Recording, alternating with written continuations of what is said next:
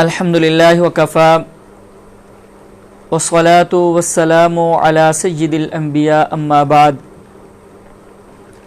فاعوذ باللہ السمیع العلیم من الشیطان الرجیم بسم اللہ الرحمن الرحیم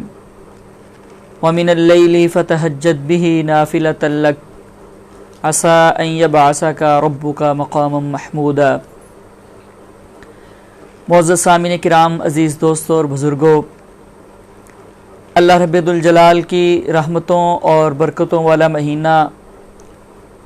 ہم گزار رہے ہیں، اور ہماری کوشش یہ ہونی چاہیے کہ اس مہینے کو اس انداز میں گزاریں،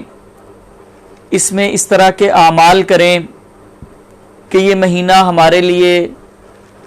جنت میں جانے کا ذریعہ بن جائے، اور اس میں عبادات اتنی زیادہ کی جائیں، اس انداز میں کی جائیں کہ خالق کائنات ہم سے راضی ہو کر ہمیں معاف فرما دیں اور ہمیں جہنم سے آزادی نصیب فرما دیں۔ اس حوالے سے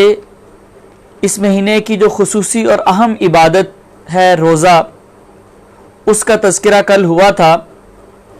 آج کے پروگرام میں نوافل کے حوالے سے کچھ باتیں عرض کرنے کی کوشش کروں گا کہ نفلی نماز اس مہینے کے اندر ہمیں اس کا خصوصی اہتمام کرنا چاہیے، نوافل پہ خصوصی توجہ دینی چاہیے، کیونکہ یہ بھی اللہ تعالیٰ کو خوش کرنے کے لیے اور اس کا قرب حاصل کرنے کے لیے ایک بڑی ہی اہم اور ضروری چیز ہے۔ تو اس کا مختصر تذکرہ کریں گے،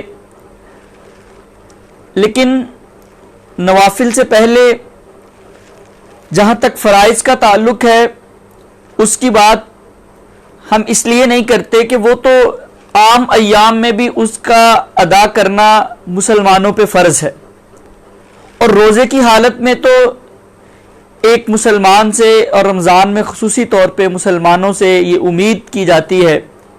کہ وہ فرائض کا پورا اہتمام کریں گے، کیونکہ فرض نماز اگر انسان ادا نہیں کرتا تو وہ اللہ کے ہاں مجرم ہوتا ہے، اور اللہ کے رسول صلی اللہ علیہ وسلم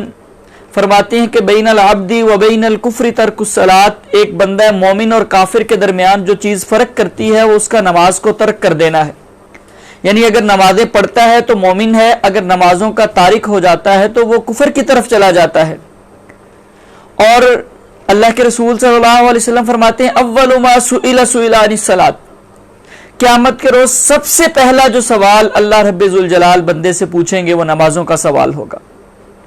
یعنی یہ نمازوں کو ادا کرنا اتنی اہم چیز ہے کہ اللہ تعالیٰ قیامت والے دن سب سے پہلے اس کا سوال کریں گے۔ اور قرآن پاک میں اللہ تعالیٰ فرماتے ہیں کہ فی جنات یتساءلون، جب جنتی جنت میں چلے جائیں گے وہ جہنمیوں سے پوچھیں گے، عن المجرمین، مجرموں سے پوچھیں گے کہ ما سلککم فی سقر، تم جہنم میں کیوں آئے ہو؟ ہم ایک ہی جگہ پہ رہتے تھے، ایک ہی محلے میں رہنے والے، ایک ہی مارکیٹ میں کاروبار کرتے تھے، ایک ہی گراؤنڈ میں کھیلتے تھے، ایک ہی ادارے میں تعلیم حاصل کرتے تھے، یہ اتنا بڑا فرق کیوں آیا ہے کہ اللہ نے ہمیں نعمتوں والی جنت میں بھیج دیا ہے اور تمہیں دہکتی ہوئی آگ میں پھینک دیا ہے؟ اس کا سبب کیا ہے؟ اب وہ جہنمی اپنی برائیاں یاد کریں گے، اپنے گناہ یاد کریں گے، اور سب سے پہلے جس چیز کا تذکرہ کریں گے کہیں گے کہ لم نک من المصلین، ہم نماز نہیں ادا کیا کرتے تھے۔ ایک ہی گراؤنڈ میں کھیلتے وقت جب نماز کا وقت ہوتا تم کھیل کو چھوڑ کے نماز کی طرف چلے جاتے تھے، تم اپنی تعلیم کی مصروفیات کو چھوڑ کے نماز پڑھنے کو ترجیح دیا کرتے تھے۔ ہم اپنے کاروبار کو ترجیح دیتے تھے، اپنی تعلیم کو، دیگر مصروفیات کو ترجیح دیتے تھے۔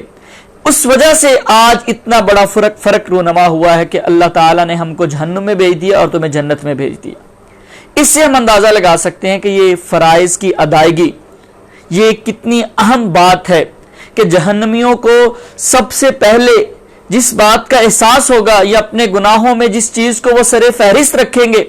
جو چیزیں ان کے جہنم میں جانے کا ذریعہ بنی ہیں، ان میں سب سے سر فہرست جو چیز ہوگی وہ نماز ہوگی۔ کہیں گے کہ لم نک من المصلین، ہم نماز نہیں ادا کیا کرتے تھے۔ اور صحیح بخاری کے اندر آتا ہے کہ نبی صلی اللہ علیہ وسلم کے صحابہ کانوا لا یرون ذنبا کفرا کوئی گناہ ما من ذنب کان اصحاب رسول اللہ صلی اللہ علیہ وسلم یرونہ کفرا، کوئی گناہ ایسا نہیں تھا جس کے کرنے کو صحابہ کرام جو ہے وہ کفر سمجھتے تھے، الا ترک الصلاۃ، لیکن نماز کا چھوڑ دینا یہ ایک ایسا گناہ تھا جس کو پیغمبر علیہ السلام کے صحابہ بھی کفر شمار کیا کرتے تھے۔ اس لیے فرائض کی تو بات ہی اس موقع پہ کرنا جو ہے وہ ایک الگ سی بات محسوس ہوتی ہے کہ کسی مسلمان کو رمضان المبارک کے اندر یہ بات سمجھائی جائے کہ جناب تم نے فرض نمازوں کو ادا کرنا ہے۔ تو فرائض سے آگے بڑھ کے اس مہینے میں تو اللہ رب ذوالجلال کی عبادت نوافل کی صورت میں بھی کرنی چاہیے، کیونکہ پیغمبر علیہ السلام کی حدیث ہے کہ اگر فرائض کے اندر کوئی کمی کوتاہی رہ گئی ہوگی نا، کبھی ایسا ہوتا ہے کہ ہم پورے توجہ کے ساتھ فرض ادا نہیں کر پاتے، خشوع و خضوع کے ساتھ اس کو ادا نہیں کر پاتے، تو فرمایا کہ وہ جو کمیاں کوتاہیاں ہوں گی نا فرائض کی، وہ نوافل کے ساتھ پوری کی جائیں گی۔ اور اگر ہمیں نفلی نماز کی عادت ہی نہیں ہوگی، فرائض کے علاوہ جو نماز کی سنتیں اور دیگر جو نوافل ہیں وہ اگر ہم ادا ہی نہیں کرتے ہوں گے تو پھر اس کی کمی کو کیسے پورا کیا جائے گا؟ اور ویسے بھی یہ ایک تجربے کی بات ہے کہ جب انسان نوافل کے اندر، نمازوں کی سنتوں کے اندر، ان کی ادائیگی کے اندر سستی کرنا شروع کرتا ہے تو آہستہ آہستہ پھر اس کے فرائض کے اندر بھی سستی آنا شروع ہو جاتی ہے۔ اس لیے ہمارے پاس ایک موقع ہے کہ ہم اس رمضان المبارک کے مہینے میں اپنی روٹین کو بدلیں، اپنے آپ کو نوافل کی طرف، نماز کی سنتوں کی ادائیگی کی طرف لے کے آئیں، اور دیگر جو نفلی نمازیں ہیں ان کا اپنے آپ کو پابند بنانے کی کوشش کریں، کیونکہ اللہ کے رسول صلی اللہ علیہ وسلم کی حدیث ہے، حدیث قدسی ہے کہ وَمَا زَالَ الرَّجُلُ يَتَقَرَّبُ إِلَيَّ بِالنَّوَافِلِ حَتَّى أُحِبَّهُ، انسان ہمیشہ کوشش میں لگا رہتا ہے نوافل کی ادائیگی کے ساتھ وہ میرا قرب حاصل کرنے کی کوشش کرتا ہے، حتیٰ احبہ، یہاں تک کہ ایک وقت آتا ہے کہ میں اس سے محبت کرنا شروع کر دیتا ہوں۔ اب تصور کیجئے کتنا بڑا انعام ہے نوافل ادا کرنے والے کے لیے کہ وہ نوافل ادا کرتا ہے کہ میرا رب مجھ سے راضی ہو جائے، مجھے اللہ کا قرب حاصل ہو جائے، اللہ تعالیٰ مجھے اپنی رحمت کے قریب فرما لیں۔ اللہ تعالیٰ فرماتے ہیں کہ پھر میں اس آدمی سے محبت کرنا شروع کر دیتا ہوں۔ اب جس سے اللہ تعالیٰ محبت کرنا شروع کر دے اس کو دنیا میں کیا مسئلہ ہو سکتا ہے؟ نہ دنیا میں کوئی پریشانی، نہ آخرت میں کوئی پریشانی۔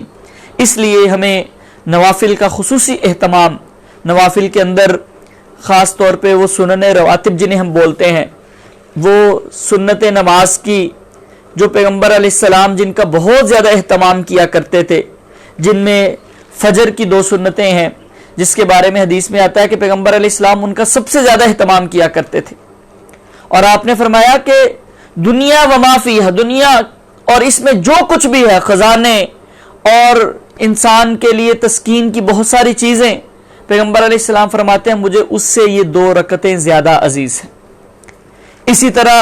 ظہر کی نماز سے پہلے پیغمبر علیہ السلام 4 رکعات ادا کیا کرتے تھے، ظہر کے بعد 2 سنتوں کی ادائیگی، اس کا پیغمبر علیہ السلام خصوصی اہتمام فرمایا کرتے تھے۔ مغرب کے بعد کی سنتیں ہیں، عشاء کے بعد کی 2 سنتیں ہیں، یہ 12 رکعات۔ ایک حدیث میں آتا ہے اللہ کے رسول صلی اللہ علیہ وسلم فرماتے ہیں کہ جو بندہ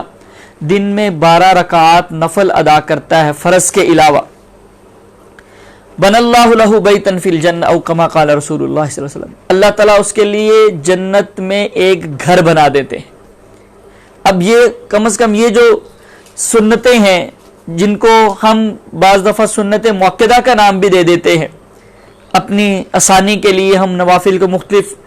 کیٹیگریز میں تقسیم کر لیتے ہیں، جن کو پیغمبر علیہ السلام نے بہت زیادہ اہتمام جن کا اکثر کیا ہے ان کو سنت مؤکدہ کہہ دیتے ہیں، جو آپ نے پڑھی ہیں لیکن ان کو اتنی تاکید کے ساتھ اس کا اہتمام نہیں کیا، اس کو ہم غیر مؤکدہ کہہ دیتے ہیں۔ اس کے علاوہ جو نوافل ہے پیغمبر علیہ السلام سے ثابت ان کو سادہ نفل کا نام دے دیتے ہیں۔ تو کہنے کا مطلب یہ ہے کہ یہ 12 رکعات جنہیں ہم سنت مؤکدہ بھی کہہ سکتے ہیں، یہ اگر انسان ان کی ادائیگی شروع کر دیتا ہے تو پیغمبر علیہ السلام فرماتے ہیں کہ اللہ تعالیٰ اس کے لیے جنت میں ایک گھر بنا دیتے ہیں۔ اسی طرح پیغمبر علیہ السلام نے فرمایا رحم اللہ عبدا صلی قبل العصر 4، اللہ اس آدمی پہ رحم فرمائے جو عصر کی نماز سے پہلے 4 رکعات ادا کرتا ہے۔ اسی طرح پیغمبر علیہ السلام نے مغرب کی نماز سے پہلے 2 رکعات کی جو ہے وہ ترغیب دلائی ہے. صلو قبل المغربی، صلو قبل المغربی، صلو قبل المغربی، 3 دفعہ فرمایا مغرب سے پہلے نماز پڑھو، مغرب سے پہلے نماز پڑھو، مغرب سے پہلے نماز پڑھو. تیسری دفعہ فرمایا لمن شاء، جس کا دل چاہتا ہے، یعنی یہ فرض نہیں ہے لیکن پڑھ. اسی طرح پیغمبر علیہ السلام نے فرمایا کہ بین کل اذانین صلاۃ، ایک روایت میں آتا رکعتین، اقامت بین کل اذان و اقامت رکعتین، 2 رکعتیں ہر اذان اور اقامت کے درمیان ان کو ادا کرنا چاہیے. 3 دفعہ پیغمبر علیہ السلام نے فرمایا، تیسری دفعہ فرمایا لمن شاء، جس کا دل چاہتا ہے پڑھ لے، یعنی یہ فرض نہیں ہے. تو بہرحال مغرب کی نماز سے پہلے 2 سنتوں کو ادا کرنا. اسی طرح نماز عشاء کے بعد کی 2 سنتیں ہیں. پھر قیام اللیل، جس کو ہم تراویح کی نماز بھی کہہ دیتے ہیں، یہ پیغمبر علیہ السلام، حضرت عائشہ رضی اللہ تعالیٰ عنہ فرماتی ہیں کہ پیغمبر علیہ السلام رمضان اور غیر رمضان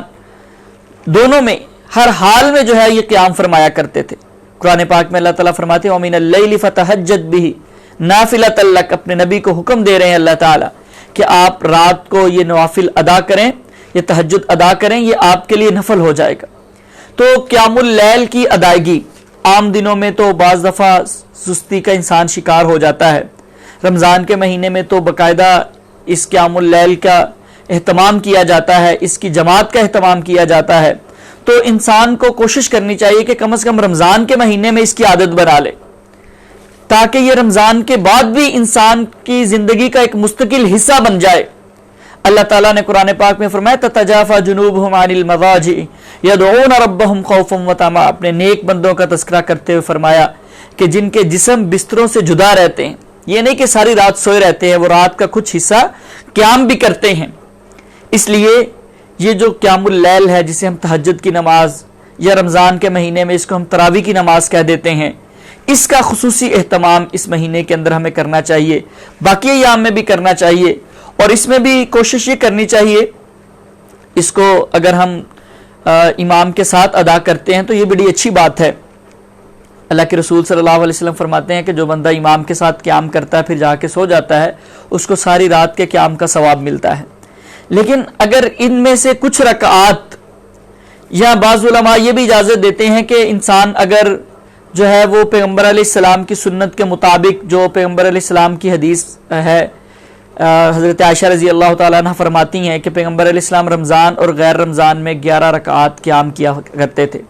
تو وہ سنت سمجھ کے 11 رکعات قیام اللیل یا نماز تراویح پڑھ لیتا ہے. لیکن اس کے بعد بھی اگر اس کو کوئی موقع میسر آتا ہے، وہ نوافل ادا کرتا ہے، تو علماء جو ہے وہ اس کی اجازت دیتے ہیں. تو اگر آپ نے پوری رکعات پڑھ ہی لی ہیں امام کے ساتھ، پھر بھی کوشش کرنی چاہیے کہ رات کا جو آخری پہر ہے نا، اس میں انسان اللہ تعالیٰ کے بہت قریب ہوتا ہے. تنہائی کے اندر کچھ رکعات جو ہیں وہ ضرور ادا کی جائیں، تاکہ انسان پوری توجہ کے ساتھ اپنے رب کے سامنے جو ہے وہ سجدہ ریز ہو سکے. اور حدیث میں آتا ہے کہ اللہ تعالیٰ آسمان دنیا پہ ہوتے ہیں رات کے آخری پہر،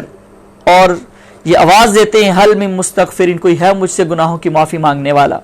حل من مسترزقین، کوئی ہے مجھ سے رزق مانگنے والا، جو کہتا ہے کہ رزق کے دروازے بند ہو گئے ہیں، حالات خراب ہو گئے ہیں، یہ پریشانی آ گئی، کاروبار نہیں چلتا، وہ آئے مجھ سے رزق مانگے، میں اس کے لیے رزق کے دروازے کھولتا ہوں. حل من مستشفین، کوئی ہے مجھ سے شفائی مانگنے والا،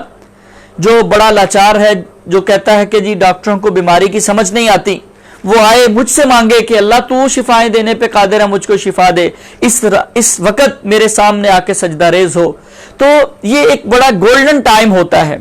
انسان کو اللہ تعالیٰ کے قریب ہونے کے لیے. تو قیام اللیل کا ان ایام میں خصوصی طور پہ اہتمام کرنا، اور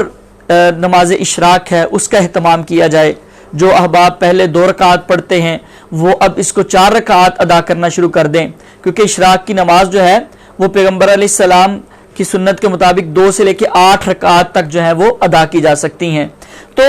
ساری گفتگو کا خلاصہ یہ ہے کہ فرائض تو ہم نے ادا کرنے ہی کرنے ہیں، اس کے بغیر تو گزارا ہی نہیں ہے، اس کے بغیر تو جنت میں جانے کا کوئی چارہ ہی نہیں ہے. لیکن اس مہینے میں خاص طور پہ ہمیں نوافل کا خصوصی اہتمام کرنا چاہیے، نفلی نماز بھی بہت زیادہ ادا کرنی چاہیے، تاکہ ہم اللہ کے قریب ہو جائیں اور اللہ کے محبوب بن جائیں. اللہ تعالی ہم سب کو عمل کی توفیق نصیب فرما دے. وما علیہ الا البلاغ.